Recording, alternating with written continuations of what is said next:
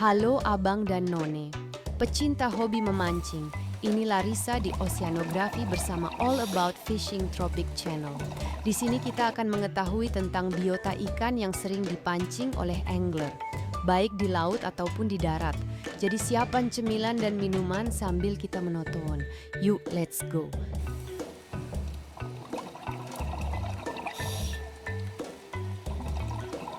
Kali ini kita bercerita tentang ikan pari.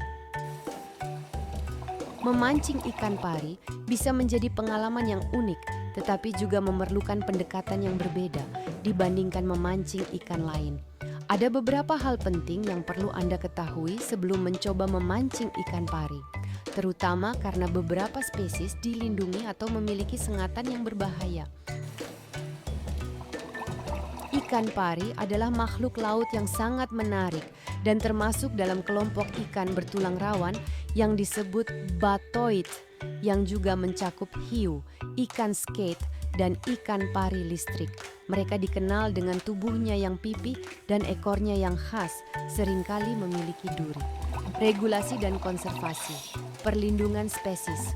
Banyak spesies ikan pari, terutama pari manta dan pari elang, adalah spesies yang dilindungi.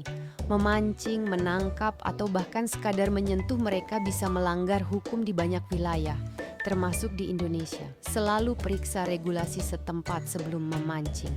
Tangkapan dan lepaskan, catch and release.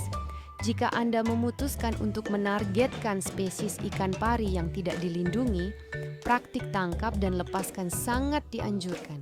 Ini membantu menjaga populasi ikan dan ekosistem laut tetap sehat. Berikut adalah penjelasan tentang apa yang membuat ikan pari begitu unik. Karakteristik: tubuh pipih berbentuk cakram. Ikan pari memiliki sirip dada lebar yang membentang dari kepalanya, memberikan mereka tubuh pipih yang seringkali berbentuk bulat, oval, atau seperti berlian. Bentuk ini memungkinkan mereka untuk menyamarkan diri dengan efektif, dengan mengibaskan pasir dan mengubur diri di bawahnya di dasar laut. Peralatan, joran, dan reel.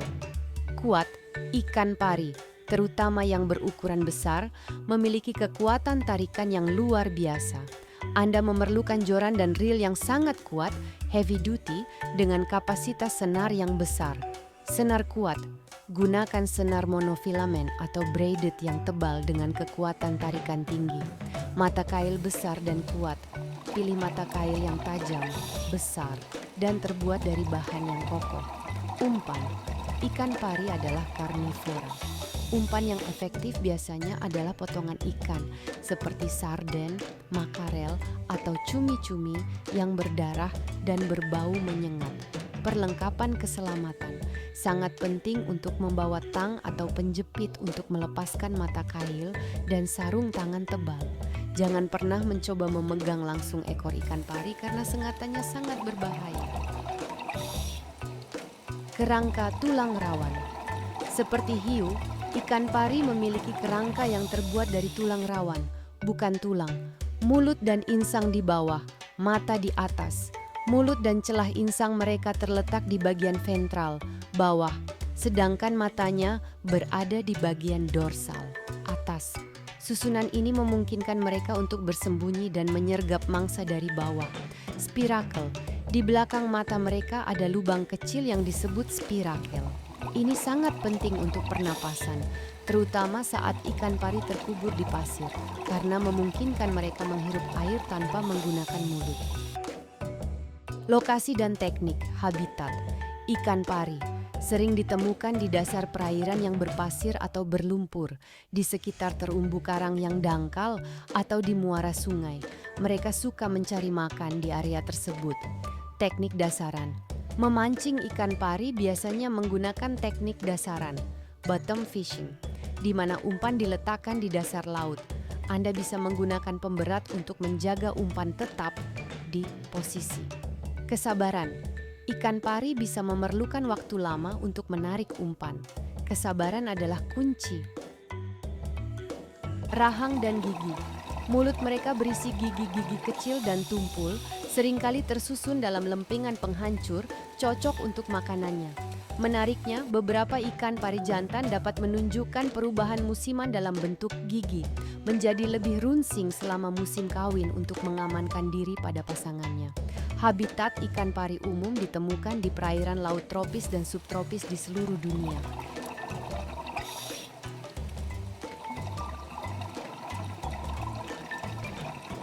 Penanganan ikan pari. Utamakan keselamatan. Jika Anda berhasil menarik ikan pari, jangan pernah mencoba mengangkatnya keluar dari air jika ukurannya besar. Biarkan ia tetap di dalam air atau di area yang sangat dangkal. Hindari.